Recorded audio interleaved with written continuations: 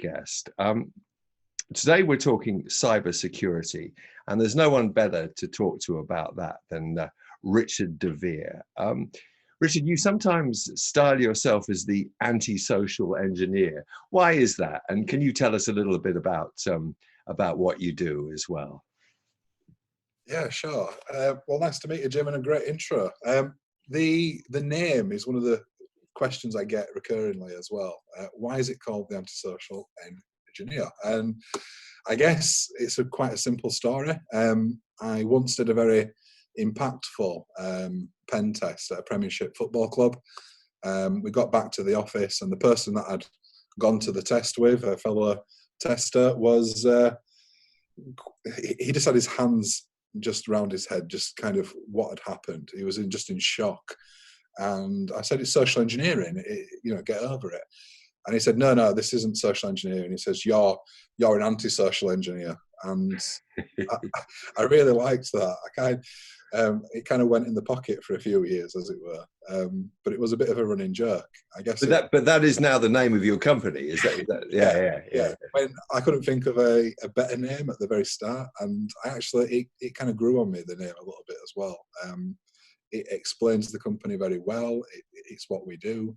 My personality as well is probably a bit ASPD, antisocial, and there's a funny play on words several ways, because I probably look at the name of the company as Antisocial Engineer. For me, it means we're antisocial in the format of different to the expectations and norms. We want to be different, but obviously we fight social engineering crime, so I guess people think it's a play on words solely around there. But once you start to discuss the fact it's a multifaceted play on words, I guess it's kind of a good name. And yeah, well, it's certainly one that people are going to remember anyway. Well, that's great. Now, we've got a little bit more about you on the screen as well. Just to say that we've got a few people who've telling us where they're. Graham is listening in from Greenwich, just around the corner from here. Harry is listening in from Reading, and that's 7 degrees and rainy. And the furthest away is Mark. Oh, I know. Hello, Mark. He's a great guy. He's a crisis comms guy in Canada. He's just north of Toronto, and it's snowing. Here, get this, guys. We're okay in London. In Toronto, it's snowing at the rate of 5 centimeters an hour. Not sunny and not 25 degrees. All right. Very good. Thank you very much indeed for all that. Now, just before we get into my conversation with Richard, I just want to launch a poll for you here, just to sort of take the temperature of our audience. And I'm going to launch the poll now, and hopefully you can see this, and just to sort of see where we are. So, have you ever been the victim of a hack? And I mean, I just really mean anything. It could be a full-blown cyber attack or data breach, or it could be just having your credit card cloned. So any kind of hack. Have you been the victim of that? Okay, and that's quite interesting. I can show you now that in fact everybody's voted very, very quickly, and there you go. There, I'm going to. I think you should be able to see this. You should be able to see the results now. So it's very much 50-50. Half of people have been the victim of a cyber attack, and half haven't. Do we have any statistics, Richard, on how many people have been victim, or is this too vague a poll for that? Well, statistics are quite a funny thing when we look at cybercrime. Obviously, we assume that everyone wouldn't report the crime. Some people simply just don't know there've been a scam. So I guess like a common stat from the NCSC is there's over like 3.8 million people a year just in the UK alone. But this is from the ONS. So how we gather them stats is in big debate still. Right. And I suppose a good scam, you don't know you've been scammed. So it doesn't get reported, so we will never know the full story. Well, my family has just been scammed. People were using our Netflix account right across the world, and Netflix phoned up and said, "Have you been listening to watching Netflix in North America and Birmingham and places?" And no, we hadn't. But so there you go. You never know. Even Netflix is vulnerable, but they soon sorted that out. So what I want to do now, Richard, is ask you this question, which hopefully everyone can see on their screen.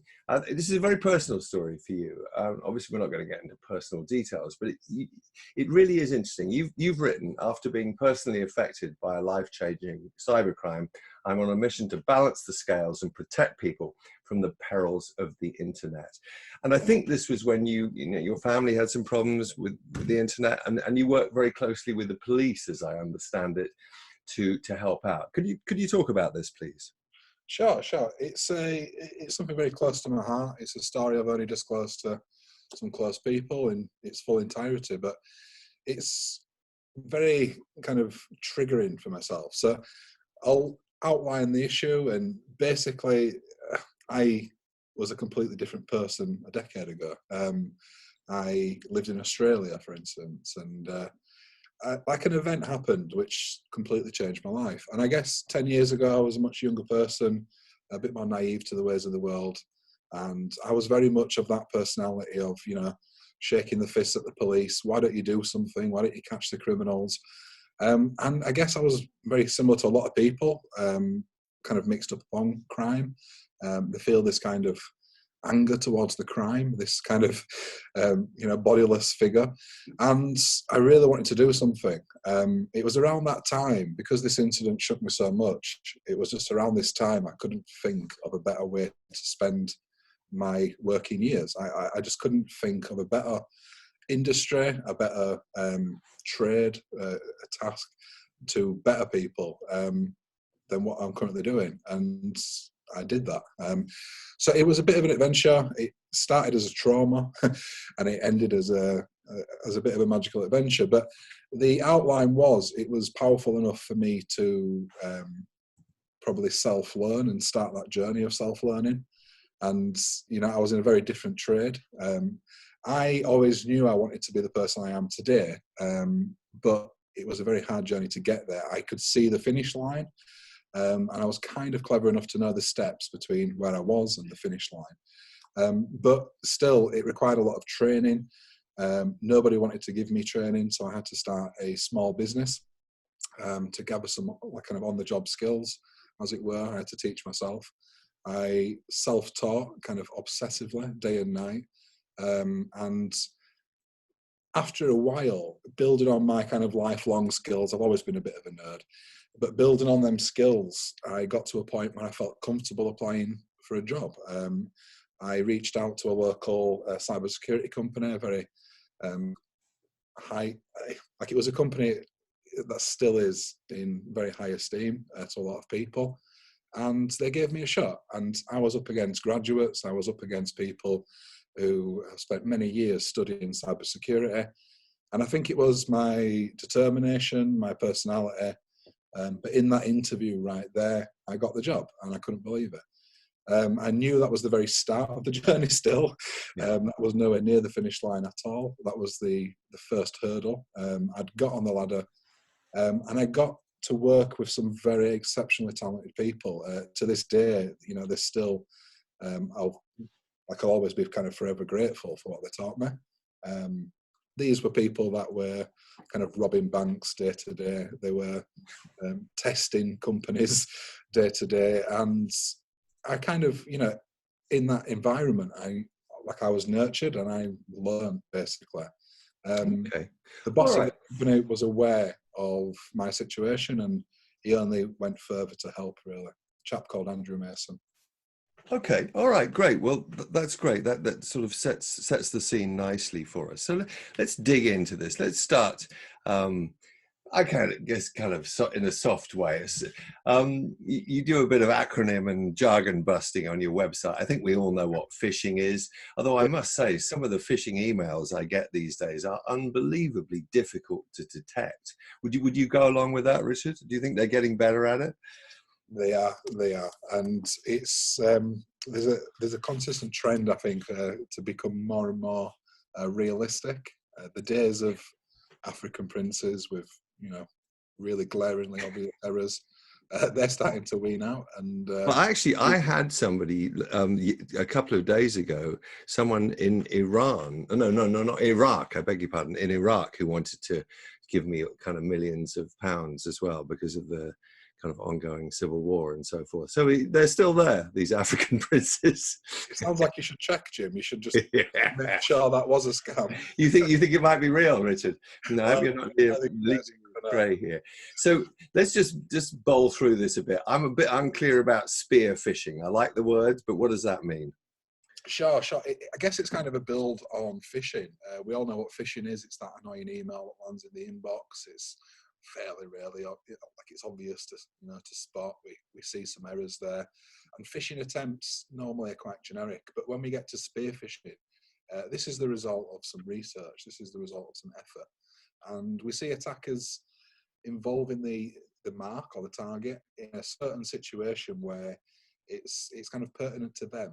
So a spear phishing email, you mentioned you're in London, Jim. Spear phishing email for yourself could be something tailored to London, maybe a transport for London receipt or something. So when we look at spear phishing, it's just regular old phishing with a lot more effort and a lot more. I see. And that's a bit like whaling as well. I mean, I know the whaling is to go after high net worth individuals. But part of that is finding out all about them, isn't it? Sure. And there is a bit of a hierarchy to phishing. So if we start off at phishing, and spear phishing is right.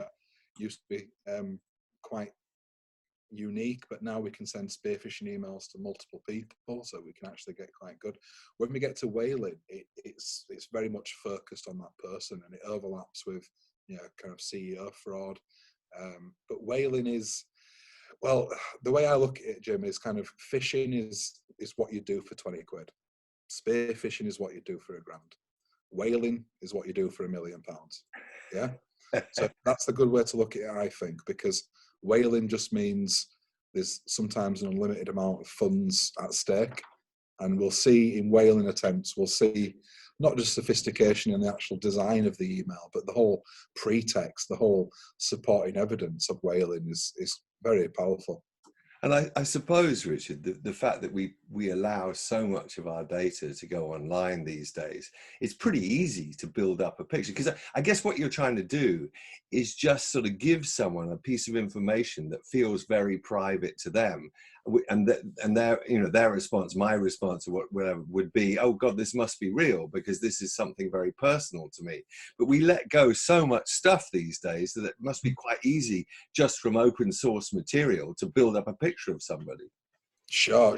Open source, like we call it OSINT, or kind of open source investigation of data. We can collate some really scary kind of information. And, when we kind of look at phishing emails, social engineering scams in general, we tend to think it won't happen to me. I'm kind of exempt from this. But when we actually, I'll put my hands up. I've been very close to clicking a few links.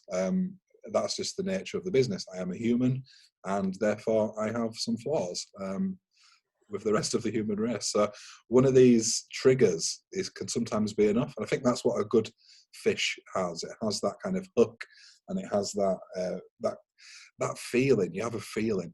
For me, I'm a Yorkshireman. Yorkshiremen are very known. We couldn't tell from your accent. You couldn't tell. We're fighting the subtitles, Jim. But when like a Yorkshireman's very known for being thrifty, and a fish that got me last year, very close to getting me, was an Argos refund. I'd purchased something from Argos a few days before, and a text message follows through saying I'm entitled for a refund, and all these kind of crazy scenarios flow through my head. Maybe the person I purchased the item for didn't pick it up. Maybe this is automated. Maybe there's been a recall and it's been refunded. I don't know. Maybe I've paid twice and they've refunded one payment. So all these reasons were going through my head, and I thought this was genuine. I was happy. I'm getting some money back. So sometimes you have to really zone out and stop and have a second there to think about what's happening. Like in a good scam, it's quite hard to do, and most people don't notice that point to stop. Okay, good. So, and fine, let's close this one out. What's tailgating? My terrible driving. What's all that about? Tailgating, very similar to the driving situation where we're tailgating behind another driver. What we're doing is we're abusing the level of access granted to the person in front of us. What I mean by that is, we're kind of stood by the door, we're hovering around the car park, we're around the corner. Someone comes, approaches the door, They have authentication in the means of a RFID badge, or people know them. And tailgating is very simple. It's just it's the practice of zipping up behind that person and kind of using their access to enter the building as well. Yes. Very simple, but very effective. Yeah, okay. And I suppose that could be looking over someone's shoulder at their computer screen, conceivably, or is that something different? I wouldn't class it all together. Shoulder surfing is more that Oh, example. right, Is okay. it one thing you'll learn, Jim? There's terminology for everything in this field. Yeah. I think we're going to Shoulder leave. surfing. I think we're going to. What we're going to do now, Rich, is we're going to widen out our focus, and we're going to look at the big picture now. This is more kind of serious stuff, I get. And my question is, as you can see on the screen, how secure are our networks? Is critical infrastructure at risk? And, there's been lots of talk about Huawei recently and the fuss about their presence on 5G. Is this for real? Can you talk about these subjects, please, Richard? Sure. My opinion, at the least. But in this kind of area, I have seen recently, there's been quite a lot of, there's no other way to explain it. It's politics mixed with cyber. Yeah, for sure. And, the presence of, kind of victimizing or kind of making this brand the enemy, it's quite it's counterproductive, I think. Making Huawei the enemy? Yeah, sure. Making them, the enemy. Their equipment is solidly, combined with our infrastructure already. It has been for many years. Tens of thousands of people using their devices of all levels and roles and industries. I kind of think that we're missing the point. Like as simple as I can make it. If your biggest concern is this particular brand, then you've probably not addressed your risk model effectively. And it's a case of, it's such a high level. We are talking on a political level. It has more relevance to politics than it does to cyber. All our information's already flowing through Chinese manufacturers and Chinese devices. But why pick out that particular brand and why now? I think that's my biggest kind of problem with it, really. I've seen it in the media a lot, though. I've not been a big fan. Okay. Well, but what about the question about our critical infrastructure being at risk? We saw what the Americans did to the Iranians with their nuclear program. How secure are our, power stations or nuclear power stations? Is there a big risk here or what? Sure. I guess when we're looking at a general level, and we can pick out nuclear power stations as a really good example. I posted something last week where, they have consistently kind of viewed their risks, they've acted accordingly, and the nuclear industry is a very beacon to this. There's no other way to explain it, Jim. They have miniguns because their risk of physical attack can be great, and they consistently kind of assess their risk and come with outcomes and kind of preventions. So if it is kind of physical threats, they have everything from police dogs to a minigun. If the threat is cyber, they have very extensive kind of programs of testing, of improvements. And I guess, it makes great media that everything's broken. The nuclear power stations are just a tap away from blowing up. But we find in real terms, this is furthest from the truth. Not every industry is the same, I might add as well. So the nuclear industry is probably the pinnacle of physical security and also cyber security. When we look at other industries such as oil and gas, and we look at even something simple like water distribution nowadays, is all online, it's all combined. I think we've gone through that period of the initial proofing. If it could have been brought down easily, no doubt it should have been over the past few years. We've made enough enemies online. That's definitely no shortage of them. And I think, depending on what side of the fence you live on, it's either a scary risk that could affect everyone, or it's a risk that's being managed by someone else. And I think that's quite scary as well sometimes. I think that's quite a human trait to query things and to panic sometimes. Okay, all right. So will you, I think from what you're saying, where I draw from what you're saying, is that we don't need to panic immediately, but About yeah. everything. We have to panic. I consistently find every day people panic about the wrong things. Oh, that's an interesting idea. What? Okay. Personally, I've got more panic in password security, in two-factor, than I have in, kind of terrorism online. But that's my personal risk, and that's my personal views on the matter. Results may vary depending on whether you're looking after pictures of a cat or looking after nuclear launch codes. I guess you've got to look at that risk as well and start from there. Well, obviously, looking after pictures of my pet dog would be very, very important, and I would demand security for that.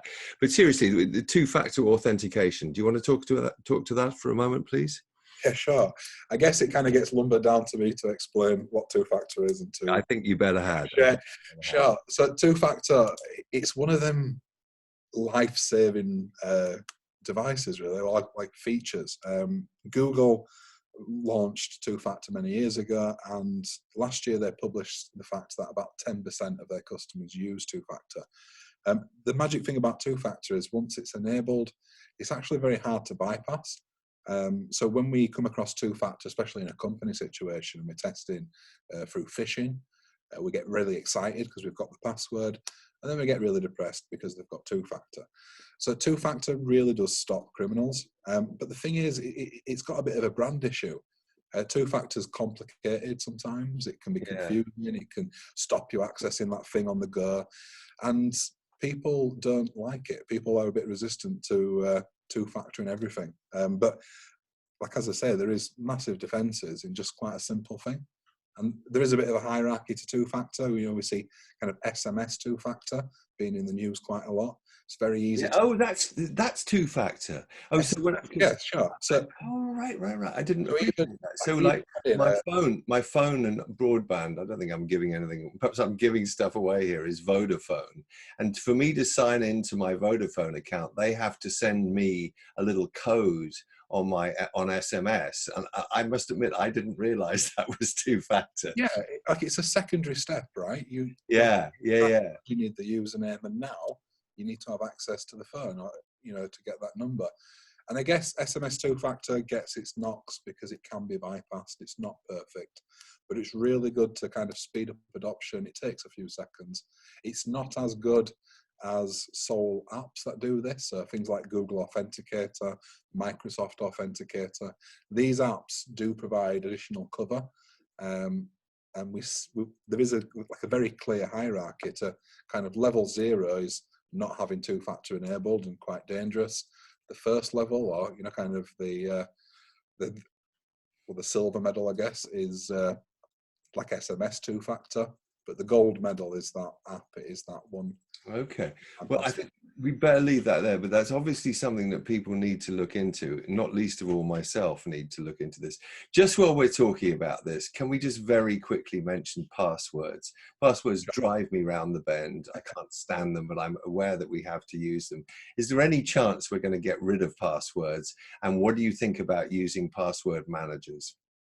Sure. Well, we've seen many a company try, Jim, and I think it's been the holy grail of cybersecurity. If you can design a product that doesn't use passwords and is just as secure as everything else, then I'm sure you'd be a millionaire in a few days. But the point is, kind of, when we see, well, personally, when I see passwordless solutions, the first thing I do is look for where they're using passwords. So, like a product that's offering a passwordless future, I'll find within a minute that they're using passwords on about 8-9 accounts. And their technology, although it's advanced and unique and new, isn't adoptable. It's not usable for them. So even the companies that are selling passwordless logins don't have great success.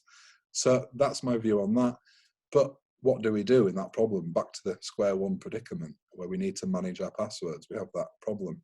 I think a password manager is the only device that can do that securely. Humans, unless you're some kind of prophet, I really don't think humans can remember the complexity that a password needs. And if you can, no, because sorry to interrupt, Richard, because if we do that, we write it down in a Word document and store it on our computer. Sure. We have a limited memory. Yeah, we can't just Yeah. random strings, and this is what passwords kind of need. This is the holy grail. We need to have unique, strong passwords, and by strong I mean 20 characters, either a passphrase, which is like a sentence. The black bar on the website would be a great password, but not now, obviously. But the whole point of a password is to make it very long and very unique. So kind of password managers do help with that. It's baked in. Well, I have to say, I use a password manager, and it may not be perfect, but it is pretty good, I must say. I probably need to keep it more up to date than I do. But May I just shout out as well, Jim? Like, if anyone's listening that is interested in password managers, they don't want to make a financial start to that. They just want to dip the toe in the water. There's a really good brand called KeyPass X, which offers a free solution. And there's also others out there as well that offer a free for home use. So people can find success in that quite easily. Yeah, I mean, I use one called Dash Lane, but I think good. I pay about £30, 30 UK pounds a year for that, but it seems to work pretty well. I'd rather see someone on a free trial, or just like I'd rather see someone using a password manager of like I guess we say in the industry, we say kind of popular nature, or a successful or a leading brand of password manager. Whatever you want to pick, whatever flavour's up to you, but as long as it's a leading brand, then we can almost assume that it's been safe, it's been tested, it's been used. All right, good. Well, let's just move on a bit. That's interesting stuff. This is a general point. Why do people get involved in cybercrime? Is it just an easy way to make money? I remember when the Talk thing broke, we discovered there were teenagers who were doing it in Northern Ireland. Well, what's the deal with cybercrime? Do you have any insight on this? Sure. So I'm going to say it's a very kind of boring answer, but it's the same reason we start wars, Jim. It's power, it's fame, it's money, it's kind of other reasons. And back to human nature, I think cyber's a new thing. The past kind of 50 years, but I kind of think the medium has changed, but people haven't. So people have always tried to one up each other in different ways, and I think cyber is just that great medium. When we look at cybercrime now, there's a massive financial interest, and people can be rewarded for their crimes. They can get that feeling of power when they take down a big brand or something, or make an impact. So I guess it's all the kind of traditional reasons we'd assume it is. I don't think there's anything crazy in that field. It's normally kind of in a hierarchy of money being up top and the main reason, kind of financial reasons, followed by kind of different like emotional reasons such as anger, jealousy, these kind of things. Perhaps you could have gone into cybercrime, Richard. Now there's a thought. Well, I'd probably make more money, to be fair, but it's not as a rewarding life. I guess it's what triggers that person, isn't it? It's what drives that that character. For me, the money was not even a consideration. It literally come as a byproduct of being an obsessive person. But the money wasn't my drive. But I think for a lot of criminals it is, and I think that's the main reason. Well, we do know that people make a lot of money out of it. So anyway, they can do, but we always see the success stories. We see the Lamborghinis on LinkedIn. We see the the selfies with the masks on and stuff, and we see all that. We don't see the sleepless nights. We don't see the negative bank balances. We don't see the downsides. So we always see one side of cybercrime, and it is the glossy, sexy side that people like to see. And we never see the criminals when they lose. The people that are starving because their scams aren't working. We never see that side of it. So their Bitcoin account is raided, as somebody's was the other day. I saw on the news. Anyway, let's move on. I mean, this next question, I guess we could go on for a while on this, but let's keep this tight if we can. Yeah. When you do your pen tests and stuff, I assume people know what pen tests are. When you're testing a company's cyber capabilities, what are the common mistakes that you find? What can people do to protect themselves better? Absolute basics, Jim. Every single time. The basics, despite being maybe a 10-man band from Sheffield or a multinational global conglomerate, they literally fail at the basics, and this is where the biggest danger is. So what I kind of consider the basics is good password management, making sure their like equipment is updated, you know, kind of making sure that people have enough education, right? We're using these very complex machines now to, you know, go about our life. Has anyone trained people? Has anyone trained their staff? So sometimes these are some of the biggest risks we see. People love to obsess on some of the more complex stuff, especially some of the social engineering scams, because the social engineering scams can be quite, you know, thrilling. They can be quite exciting for people, and they think that social engineering is the kind of the biggest risk. And I guess it comes down to being more of the basics, really. Social engineering works because the companies don't do the basics. So, Richard, you're slightly losing me here. When you say social engineering, could you just unpack that a bit for me, please? Sure. So let's take the most common social engineering attack, which is a phishing email, right? Okay, yeah. So let's say like a company is being targeted with a phishing email. There's some very common defenses that would stop that. Things like DMARC is a really good thing. Things like staff training. What's DMARC? What is DMARC? Well, DMARC is a combination of DKIM and SPF. It's basically a set of technical checks that's going to stop malicious emails kind of coming inbound, spoofed emails coming into your infrastructure, and also to an extent protect your customers as well. I won't try and ram DMARC into this, but one thing I will say is there's lots of information about there. There's a company called Global Cyber Alliance. They're very good at sharing information around DMARC. Get involved and listen to the DMARC information.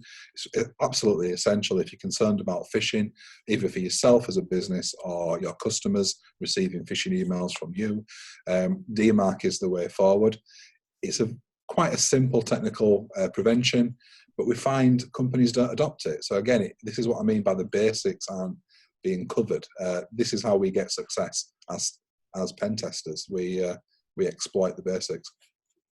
Okay. So sorry to disappoint, Jimmy. It's not the briefcase full of gadgets. It's not the the fancy moustache that's not being spotted. It's the absolute basics of a company that allow people in. Okay, all right. I tell you what, I'm going to thank you very much for that, Richard. I'll tell you what I'm going to do now, just quickly. I'm going to launch another poll because this interests me. Where's my next poll? Here we go. I'm going to launch a poll, and hopefully you can see this. Now, do you have? I'm interested to know. Do you people who are listening? Do you have a specific cyber plan or playbook? In the wonderful world of crisis management, of which I'm a proud member, people are somewhat moving away from business continuity plans, generic business continuity plans, although they definitely still have a place, to using like playbooks, cyber playbooks, terror playbooks, and so forth. And I'm just interested to know whether people do use a specific plan or playbook. Is this a world you bump up against, Richard? I guess you do a bit, don't you? Sure. With our customers, we work with them to design this playbook. So, like in a way, we simulate like attacks. So it's a case of the client company would have a particular concern, such as terrorism, such as cybercrime. Yeah. Then we'll simulate that scenario, and on the back of our testing, they'll definitely work towards a kind of playbook. It's tailored advice, and you say about BCP planning or business continuity planning. It is kind of not outdated, but it's quite hard to cover these niche risks, right? Stuff like phishing, like a physical attack. And I found some great success in this. Companies are going to benefit when there's a problem. There's a difference between a well-prepared company that's going to come out strong from the other side and a company that's going to fold. And it is that kind of prior planning. The largest companies, I won't name them, but the big four accountancy companies, etc. They would have you just named them, Richard. The big four accountancy companies is very generic, but they would have plans such as, what happens if a phishing email struck? What happens if ransomware? What happens if someone attends the building? What happens if someone makes a phone call, etc.? These are quite useful scenarios. We can look at risk before it happens, and we can actually plan to come out in like on the good side of this, you know, kind of before it's happened, prior planning, as per usual, like it pays. Okay. I mean, I do think it's interesting. I mean, I get in trouble with some business continuity people because obviously they're very keen on their business continuity plans, for good reason too. But when it comes to terror or cyber, there are very specific things you need to do. And if those pieces of information are buried in a big plan, they sometimes can't be found easily and just end up not being used. So I am a bit of a fan of the playbook, I must say. I think it's a more modern approach. I guess you guys have been seeing this. There's my little poll there. So 60% do have a plan in place. So that's good to see. All right, I'm going to get rid of that. So let's just move on for a second. And I want to ask this. Internet of Things. Now, I'm a bit cynical about this, Richard. I think it's you cybersecurity lot, are just trying to frighten us with our smart fridges and our smart toasters and so forth, saying that we're all going to be hacked through our toaster. What's the real deal here? Yeah, like I think it's quite common in life, isn't it? The truth is somewhere between the two extremes. Yeah. I think in it, like an IoT or Internet of Things devices, we're very much in that field. Look, I'm as paranoid as the next tester, and you know, we're obviously these are the enemy, right? These are the listening devices that we're buying to put in our houses. Question you should be asking yourself, Jim, is do I have them in my house? And yes, well, I've got Alexa, so I suppose I have. Use Google Home. You know, I think that we have to kind of go with cyber. We shouldn't use it as a kind of us and them. It should enable our lives and it should empower us. I think, is the technology empowering you? Is it making your life better? Is the question people should be asking. Now, there's going to be a trade-off. If we take a smart speaker, something like an Alexa, a Google Home, etc., there is a trade-off, right? They're going to get your data. They're going to get your search requests. So if there's a search request made by that speaker, it's going to be logged by that company. Now, this is where we kind of fork in the road, and this is where a lot of the security community have problems. You know, the very fact that you've searched for something is now on a log by the likes of Google and Amazon, and this is terrible. But they tend to use this information just to sell you more stuff, just to target adverts. So for me, I'm going to get adverts regardless. And it's a case of, you know, these adverts are going to be a little bit more tailored to me. I don't think this is the risk that people should be concerned about. I do think data privacy is very important. I don't think the Google Homes and the Alexa are the enemy. They've become the whipping child for data privacy problems. And I think there's much more than that. If you're concerned with the data privacy of your Google Home, you're concerned with the data policy of Google. If that is a problem, if that isn't to your liking, do not sign, do not buy the devices. And I guess people have to ask themselves that question, because we see the horror stories.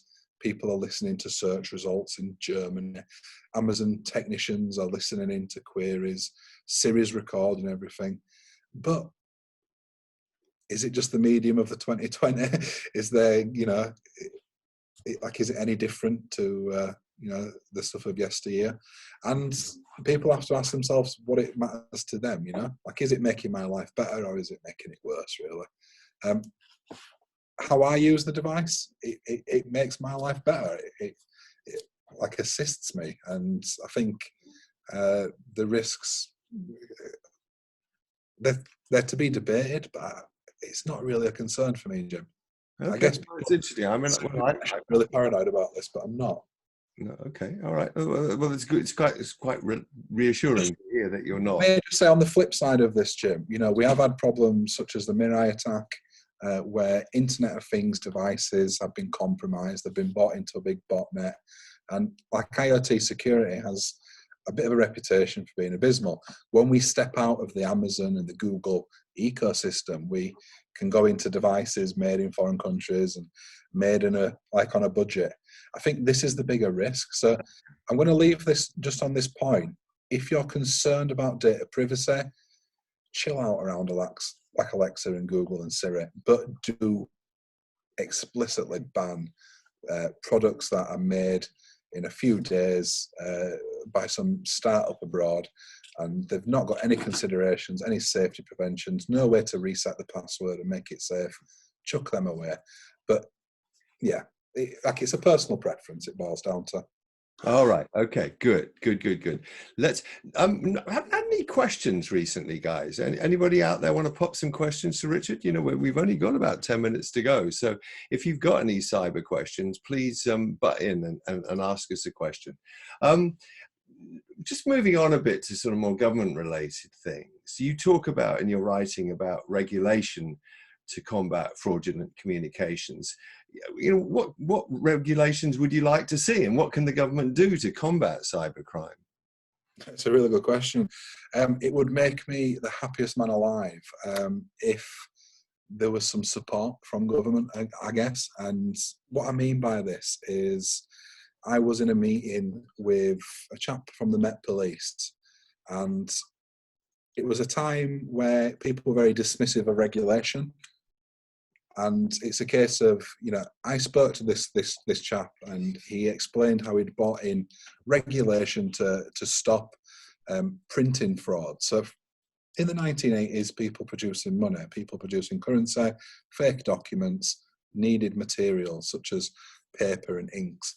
And the regulation that he brought in solely himself helped to reduce this kind of fraud.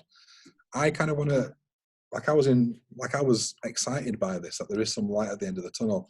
And I do think regulation is what's going to stop the problem, or what's going to reduce it.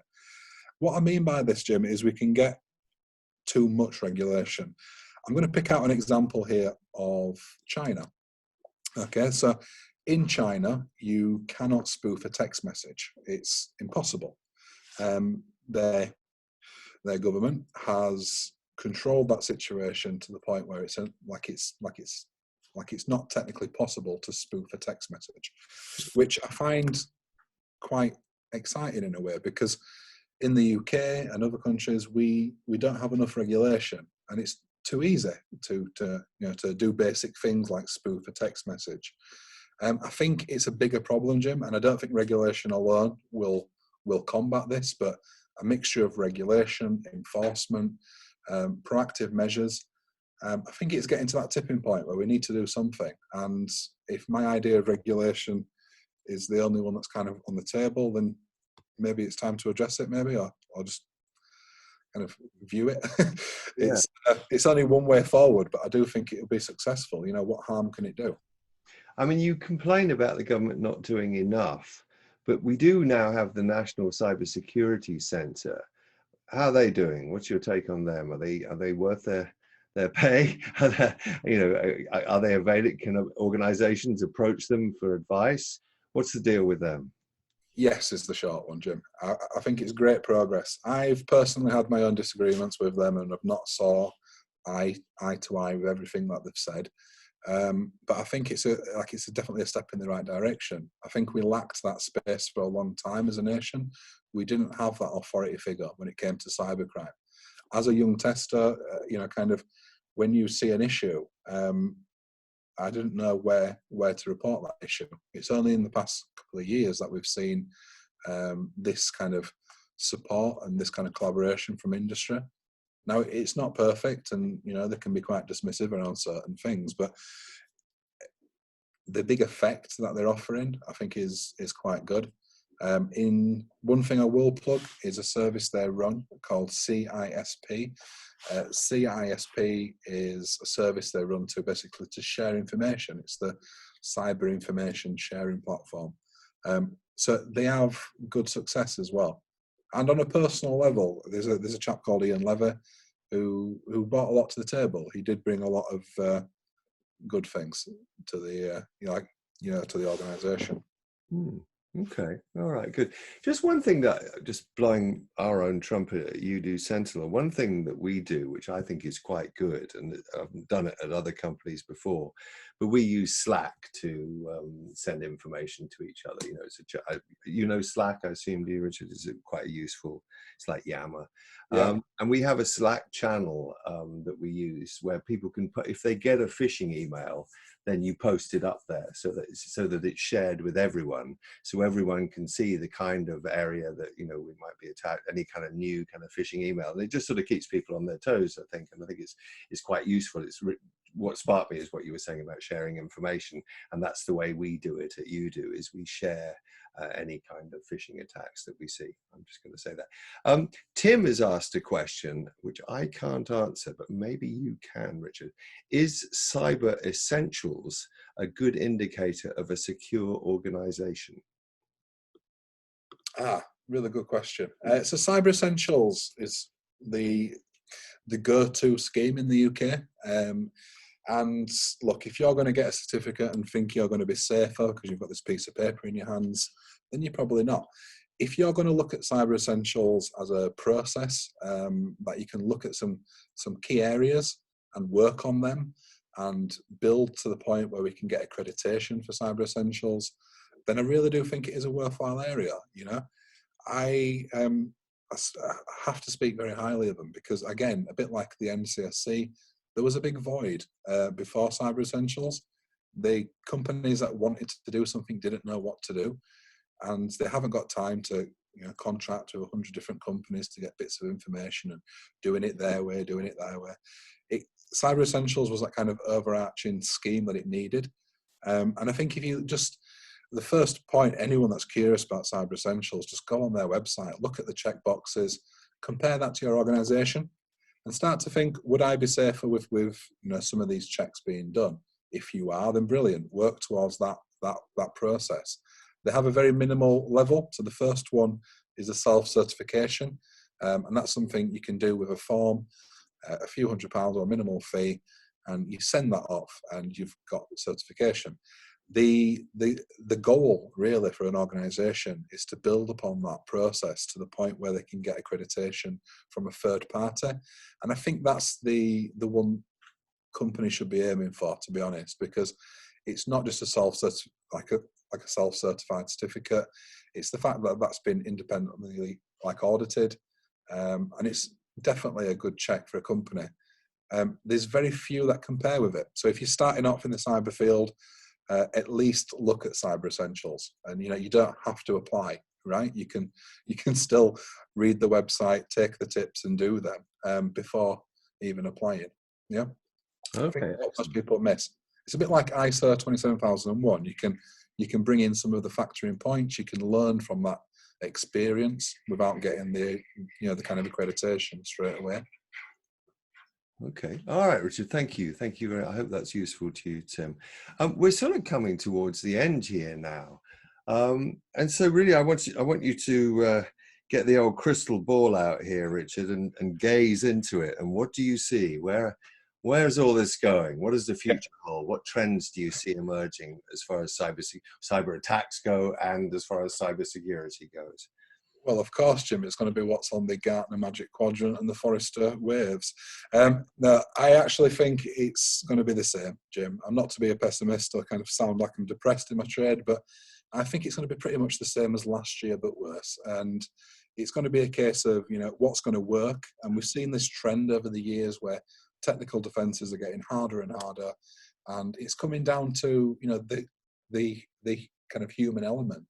And however we can target humans, the better. So whatever mediums we can use, such as text messages, such as phone calls, I do think social engineering will increase. That's not my magic ball working at full optimization, but it's a case of, I do think cybercrime is going to get worse. The only thing I can say to that is a positive trend over the past few years, endorsed and supplied by the ONS.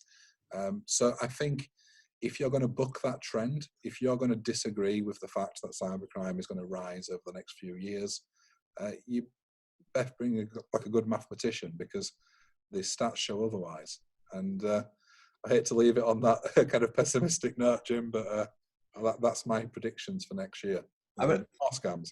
Okay, that's good. I mean, this is not an original thought, but it holds true for all that. That I think, you know, the responsibility for cybersecurity no longer just lies with the IT department. It's a boardroom issue as well. And the chief executive needs to be up to speed on this. Now, a lot of chief executives are not in the first flush of youth and grew up when a computer took up a whole room. And while they're not going to solve the problem, they do need to know the questions to ask, right? 100%. Yeah. They look.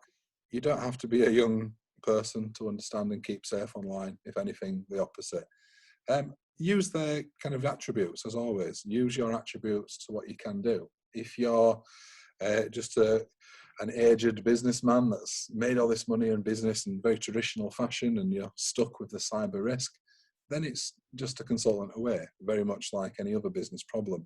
And I think, age is a bit of a tap out where we kind of, I'll tell you now, we've assessed large organizations with different age groups and they don't click more. Old people don't click more. So right. really interesting, 21, 50, there's no discernible difference in the click rate. Young people click because they're haphazard, they're in a rush, they're au fait with technology, they trust everything. And older people that aren't familiar with technology tend to click because they don't understand the scenario or they've been duped by a newfangled technical measure. So yeah, that's my thoughts on that one. All right, Richard. Well, I think we're going to wrap it up there. Just to say thank you very much indeed for really fascinating stuff and a great conversation. So thank you for that. I hope everyone has enjoyed that. I'll be running another webinar next month, so watch out for that. I'll be sending out details shortly. But in the meantime, Richard, thank you very much. And it's goodbye. Bye-bye now. Bye, Jim. Bye-bye.